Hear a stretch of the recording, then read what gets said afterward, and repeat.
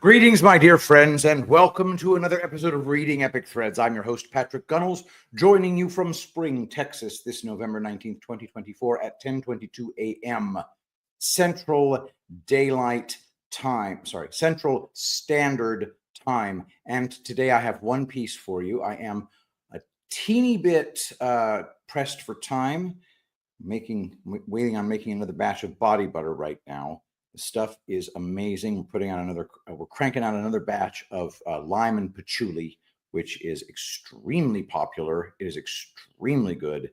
So definitely check that out.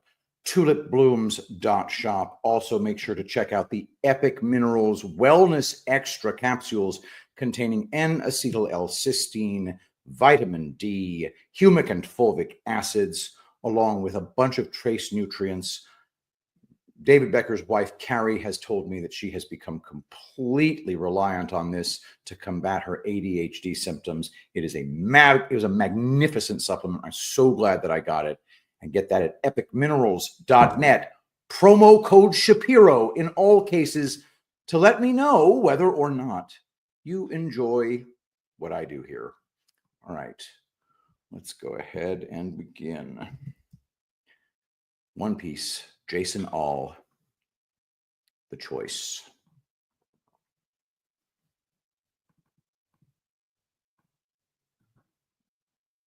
Say, James, what's Melanie up to today? As a matter of fact, what's she up to right now? She doesn't have a clue you're about to break up with her, does she? Of course, you're not going to until you have somebody else lined up, though, right? Because you're that kind of guy. Well, you already have your sights on somebody, don't you? Yeah. I can smell it all the way from here. She thinks she's doing this to maintain the relationship. She'd like to have a child with you, James. Oh, but you're just not quite ready yet, are you? After all, you're only 35. Imagine the joy in your little Cinderella's heart when she realizes she's butchered the baby in her belly for nothing. Look, I don't know what you think you know, but any decision that was made between me and my girlfriend was her choice. Oh, I think we both know better, James. Stop it. Don't you think you should be there when it's being done? I said stop Hold it. her hand, maybe. I'll tell you what you could do, James. You could walk right there to the guard station, pick up that cell phone, make a phone call that stops everything in its tracks. You could apologize to her, tell her you made a horrible mistake, that you love her, you want to spend the rest of your life with her, you want to marry her, and you want to hold that child. James, you could tell her that. You could make your life about sacrificial love, and you could play live-in therapist for the rest of your life. I can't do that. No, James, why not? It's complicated. That's my boy, James. That's him right there. I don't understand. Oh, I think I do, James. I think I understand. It's another problem. Easily solved, though, isn't it? That's not it. I care about it, but I'm not ready to be a father. It's her body. She can do what she wants. Do what thou wilt. That shall be the whole of the law. Arrogant son of... Who are you to judge me? This is my life. I can live it the way I want. Yes, James! I couldn't have said it better myself. But it's still murder. Says who? Says all of creation, James. The Creator creates, and we destroy, and we do all of it through you. We always have.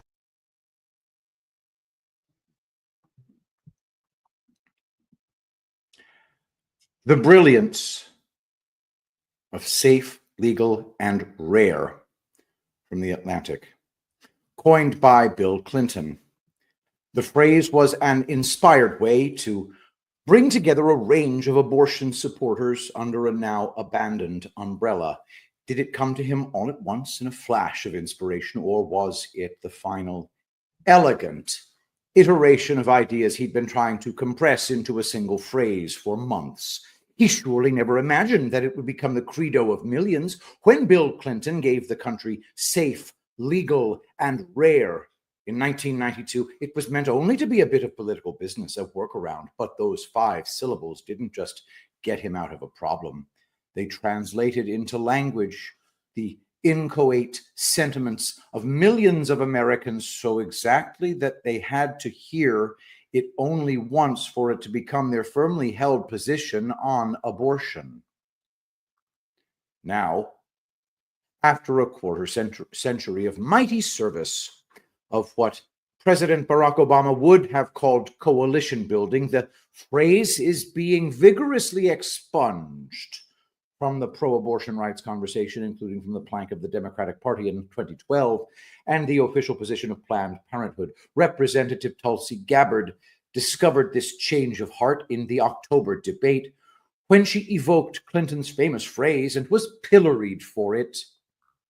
Young feminists living in the age of dwindling access to abortion aren't interested in a mantra that implies there is something shameful about the procedure, even if it has kept many people in the pro-choice tent.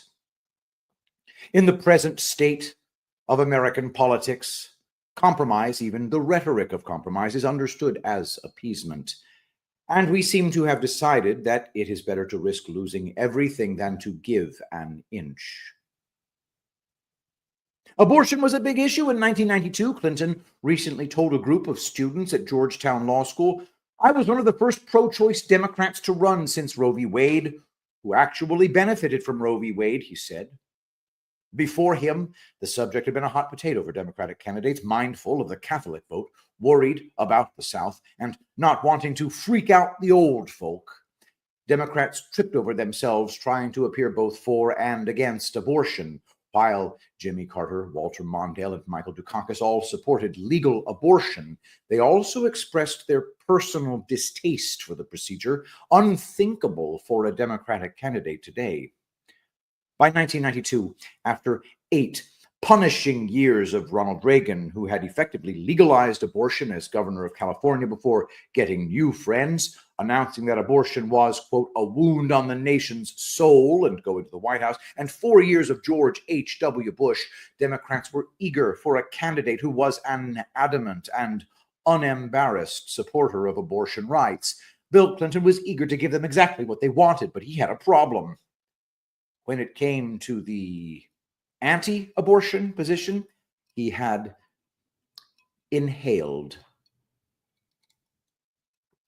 As his longtime aide Betsy Wright said in 1992, Clinton's attitude toward abortion had undergone an evolution. As the chairman of the National Right to Life Committee said, Clinton was pretty slippery on the subject. He'd expressed a variety of opinions while governor of Arkansas, and in 1986, he'd written a letter to the Arkansas Right to Life Committee saying, quote, "I am opposed to abortion.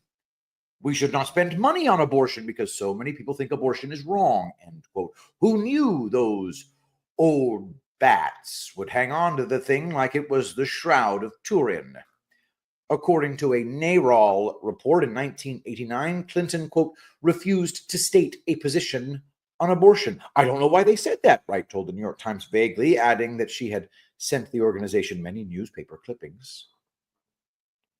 How could Bill Clinton possibly present himself as vigorously pro-abortion rights in 1992 when just 6 years earlier he'd essentially declared the opposite? Anyone else would have bungled it, but Bill Clinton, in his prime, had the best political instinct since Lyndon Johnson, as well as extremely high intelligence and a deep, almost uncanny sense of the way people feel about important subjects. His solution was the product of both his formal and sentimental education. It reflected his 4 years at Georgetown, his 3 at Yale Law School, and 1,000 nights staring up at the starry sky from the astroturf-covered bed of his pickup truck. Jesuitical, legalistic, and in tune with an embodied understanding of the mysteries and exigencies of human sexuality, safe, legal, and rare might be his greatest work. It operates the way a joke does: 2 beats of certainty and then an explosion of reversal. First there is safe, a word suggesting care and protection, and also a reminder: where once there was danger, now there is safety. We welcome our distinguished witnesses today. Do you and each of you swear that the testimony that you are about to give shall be the truth, the whole truth, and nothing but the truth, so help you God? And I'll now begin by introducing today's witnesses. The first witness is Dr. Anthony Levatino. Dr. Levatino is a board-certified obstetrician gynecologist. Over the course of his career, Dr. Levatino has practiced obstetrics and gynecology in both private and university settings, including as an associate professor of OBGYN at the Albany Medical College. And Dr. Levatino, we'll begin with you. Welcome. Thank you, Chairman and members of the committee. I only have 5 minutes, so I'm going to get right to it. Second trimester D&E abortions performed between roughly 14 and 24 weeks of gestation. Your patient today is 17 years old. She's 22 weeks pregnant. Her baby is the length of your hand plus a couple of inches. And she's been feeling her baby kick for the last several weeks. She's asleep on an operating room table.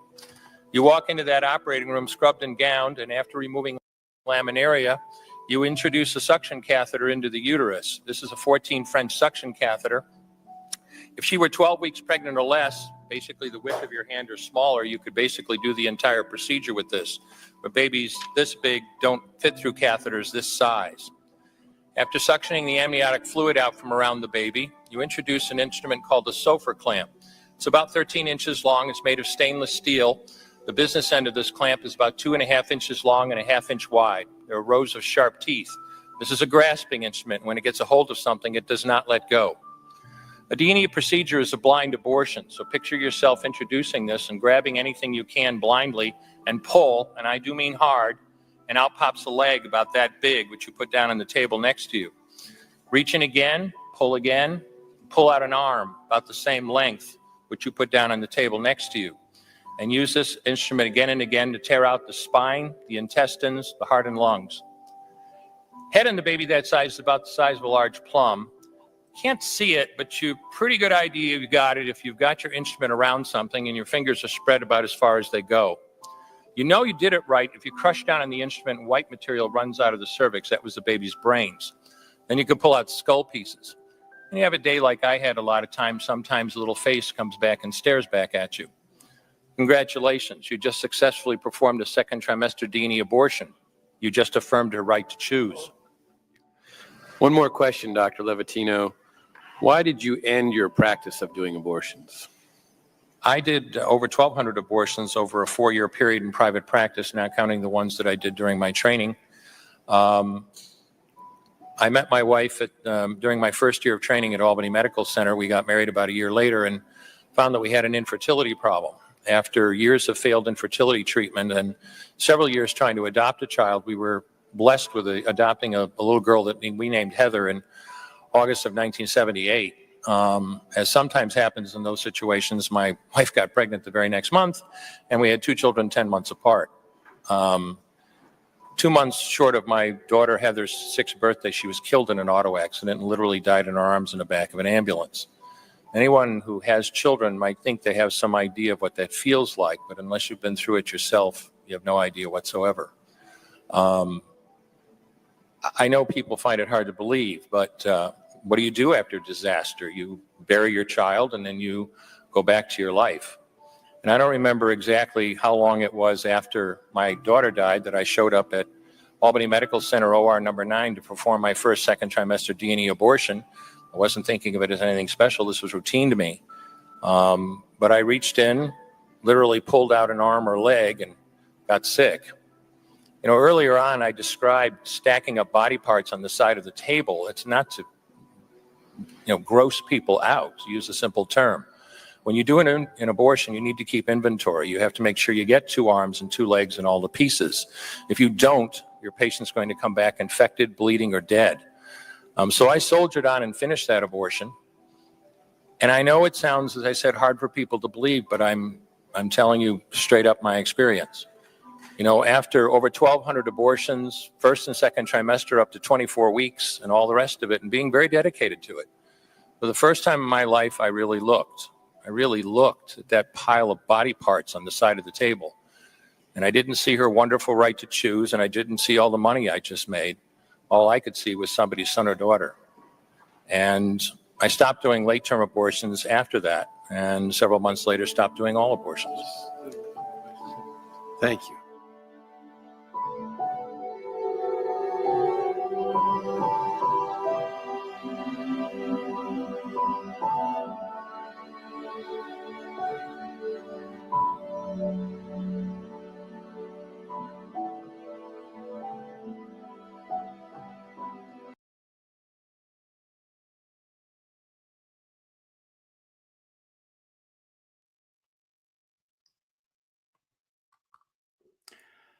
Back to the article. Then legal, bracing and stark. Women's safety cannot be entrusted to the vagaries of human emotion. It must be secured by the law. Together, these two words express the totality of the pro-choice argument, offering no quarter to the ambivalent. But Bill Clinton would never leave us shivering and naked on the astroturf of blunt honesty. He would give us a little something to take the edge off. And besides, safe and legal didn't gain him any territory. He needed something that squared his past positions with his present one. And there it was. Rare. Rare was the benediction. Rare covered your bets, resonant with double meaning, describing that which occurs infrequently and that which is therefore precious, valuable. It lifted the burden of any passing anxiety. I think it should be safe, legal, and rare, one could say in a definitive end of discussion way, if asked probing questions. Bill Clinton located language that made it possible to be completely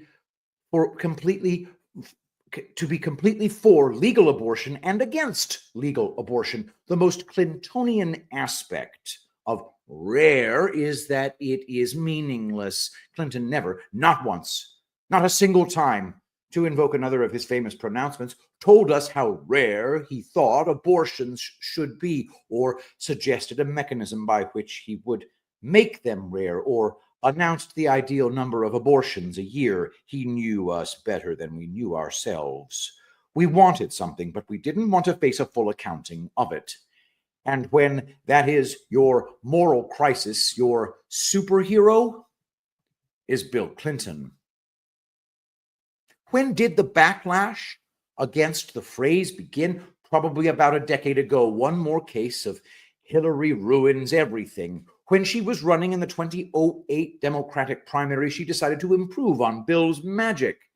I believe abortion should be safe, legal, and rare, she announced. And when I say I'm rare, I mean rare. 3 rares? What was she doing?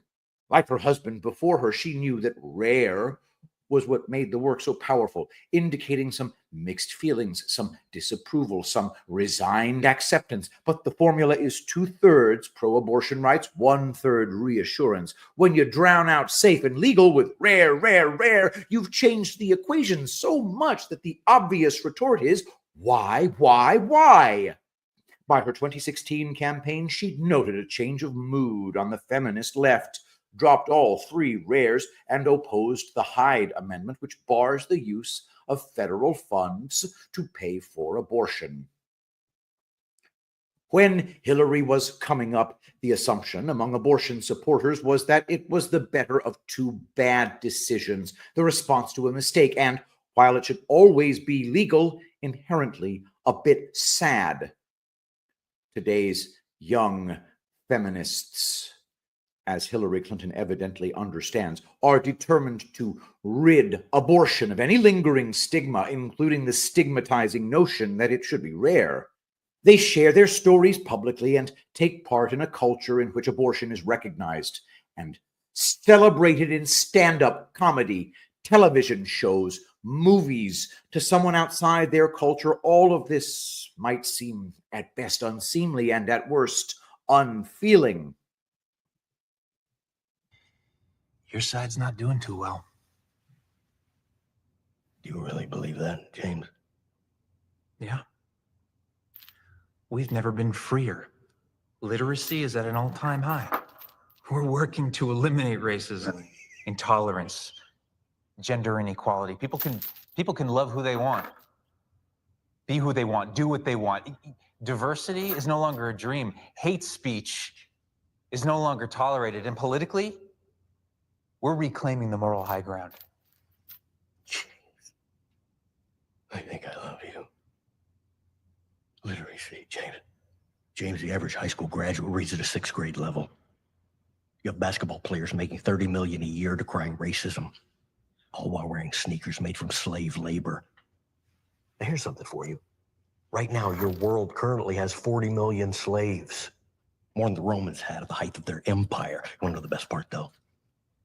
Half of those, half, are sex slaves, James. As for hate speech, well, you want to hear some irony? We didn't even come up with that one. You did it all by yourself. Sometimes you amaze even us. I fail to see the humor. Bottom line is you're done. It's over, that's it. And we did it all right to your face, James. And now there's evil everywhere. And no one even cares. Yeah, I don't agree. Proving that we achieved our goal. Slowly, with your movies, your TV, and your media. We desensitized you. Redirected your worldview to the point that you can't even recognize evil when it's right in front of your face. More to the point, James, you can't even feel it when you're doing it.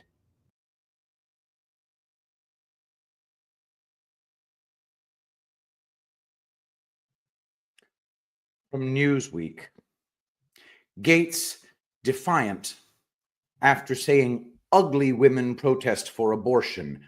Be offended. GOP Rep Matt Gaetz of Florida is doubling down on remarks that women protesting for reproductive rights are too unattractive to be impregnated, saying those who attend abortion rights rallies are ugly on the inside and out. Gaetz made the remarks after being asked by a local reporter about a speech that he gave Saturday that went viral and was criticized for being misogynistic. But Gaetz, who has drawn attention for other incendiary comments, remains unrepentant, as abortion remains a hotly contested issue.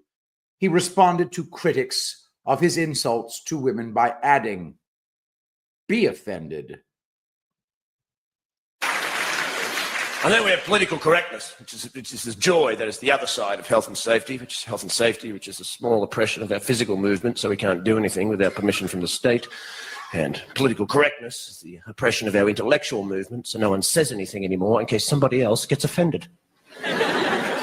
What happens if you say that and someone gets offended? Well, they can be offended. What's wrong with being offended? When did sticks and stones may break my bones stop being relevant? Isn't that what you teach children, for God's sake? That's what you teach toddlers. He called me an idiot. Don't worry about him. He's a dick.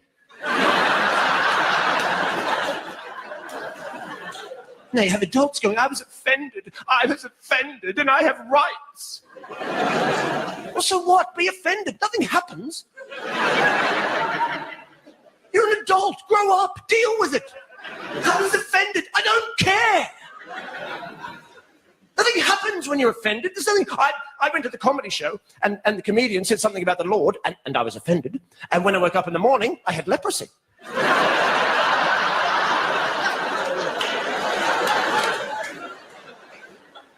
Nothing happens. I want to live in democracy, but I never want to be offended again. Well, you're an idiot. How do you make a law about offending people? How do you make it an offense to offend people? Being offended is subjective. That has everything to do with you as an individual or a collective or a group or a society or a community, your moral conditioning, your religious beliefs. What offends me may not offend you. And you want to make laws about this? I'm offended when I see boy bands, for God's sake. It's a valid offense. I'm offended. They're corporate shills posing as musicians to further a modeling career, and frankly, I'm disgusted. Right? But what am I going to do? Call the cops? Hello, it's me again. They're on the telly this time. 5 of them, that's it. Yeah, white suits, dancing like girls, that's them. 5 minutes, I'll be out the front traumatized. Bye.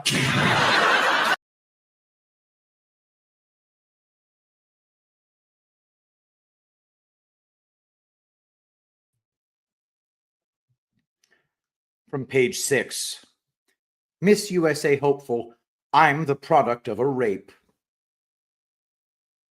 A stunning Miss USA hopeful revealed Thursday that she was conceived when her mother was attacked and raped at knife point when she was 19 years old. Miss Pennsylvania, Valerie Gatto, 24, who will compete for the Miss USA crown on Sunday, told NBC's Today Show that she wants to use her mom's rape experience to teach women to be more aware of sexual assault. Being a child of rape, not knowing who my father is, not knowing if he's ever been found, most people would think it's such a negative situation, she told the network. Being a voice is life-changing, and I just want to keep going. Gatto said that her mother was attacked on a busy Pittsburgh street by a man who dragged her behind a building and raped her. My mom managed to get away, Gatto told the Pittsburgh Tribune-Review. He was going to murder her, but there was just this bright flash of light. He got scared and didn't want any onlookers to see her and what he was doing to her. At a very young age, her mother told her, something bad happened to me. A very bad man hurt me, but God gave me you, she said on the Today Show. Gatto's mom kept the pregnancy a secret and intended to give her baby up for adoption. But Gatto's great-grandmother encouraged the new mom to keep her bundle of joy. God doesn't give you more than you can handle, her great-grandmother said, according to Gatto's online bio. I don't quite understand the logic of saying that killing a child inside the womb for any reason whatsoever is moral, is healthcare. In what other situation, besides when a child is defenseless in the womb, do we call killing someone healthcare? Do we call killing someone moral? Can anyone on the pro-abortion side tell me a situation outside of a defenseless child inside the womb in which it is morally justifiable to kill someone simply because they're not wanted? That's the answer, or that's the answer that I would like. That's the question that I have. I unfortunately don't think anyone's able to answer it for me.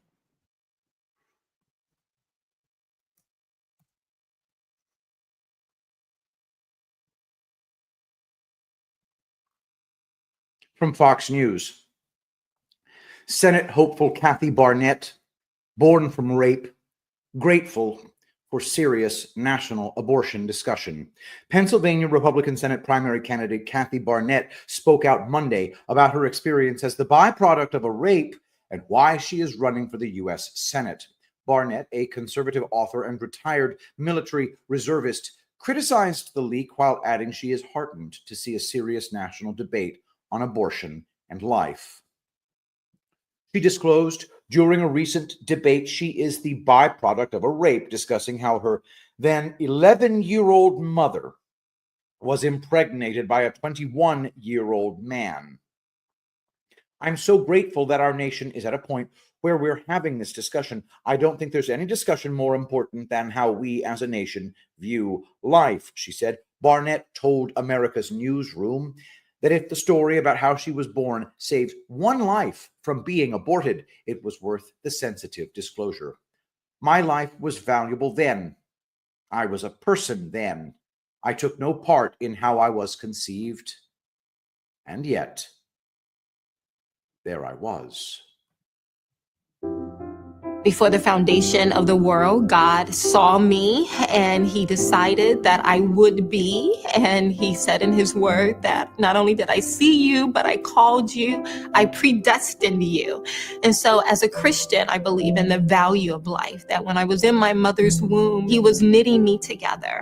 Even among Christians, even among staunch conservatives, an exception to the rule of being pro-life for many is in the case of rape. And yet my life has value. From me has come two very beautiful and charming and smart kids, married to a wonderful husband. We've made a life for ourselves, and none of this would have happened if the exception to the rule had applied. Regardless of how old you are and how the child was conceived, that child deserves a chance. And if I had made that choice, where would I be at right now without my daughter? The hardest struggle for my mother, the hardest thing for her to overcome, I think, is just the effects of the trauma itself.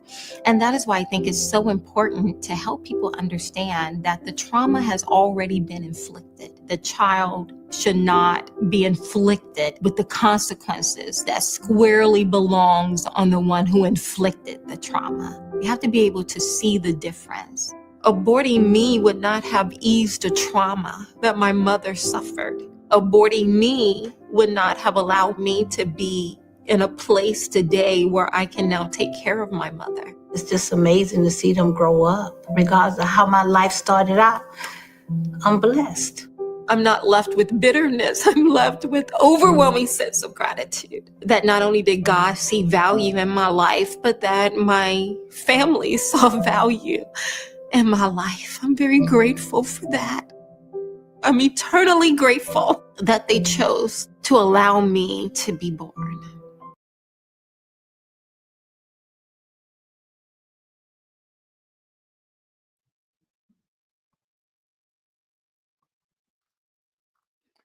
From AP News, Senate Democrats block Republicans' anti-infanticide bill. Republicans' effort to outlaw infanticide of babies born after botched abortions collapsed Monday, falling victim to a Democrat-led filibuster in what could be Congress's only chance to vote on the hot-button issue this year. The GOP-led Senate only mustered 53 votes, 7 shy of the 60 needed to overcome the Democratic filibuster. 3 Democrats crossed the aisle to back the bill, while 3 Republicans missed the vote. Backers said they were driven to act by recent state laws and bills they said would allow abortions up to the point of birth. And in at least the case of one failed piece of legislation in Virginia, would have allowed a child born despite an attempted abortion to be left to die. Quote, "It isn't about new restrictions on abortion. It isn't about changing the options available to women. It's just about recognizing that a newborn baby is a newborn baby. Period," said Senate Majority Leader Mitch McConnell, Kentucky Republican. He said it made him uneasy that such legislation was even considered controversial. Dubbed the Born Alive Abortion Survivors Protection Act, the bill would have required that doctors care for a newborn baby who survived an abortion, they say, the same way they care for other newborns. If doctors failed to give medical care to a living baby, they would face criminal penalties. Senator Ben Sasse, the chief sponsor, said the fierce pushback from pro-choice activists was revealing. Quote, "Planned Parenthood and others refuse to draw a line between abortion and infanticide," the Nebraska Republican said. "That's what their lobbying the last week has shown. That should tell us something about what these groups are really about." End quote. New York Governor Andrew Cuomo last month signed a bill repealing a previous law that required a second doctor to be on hand for late-term abortions so as to provide care in case an attempted abortion instead turns into a live birth. That law also repealed a part of law that declared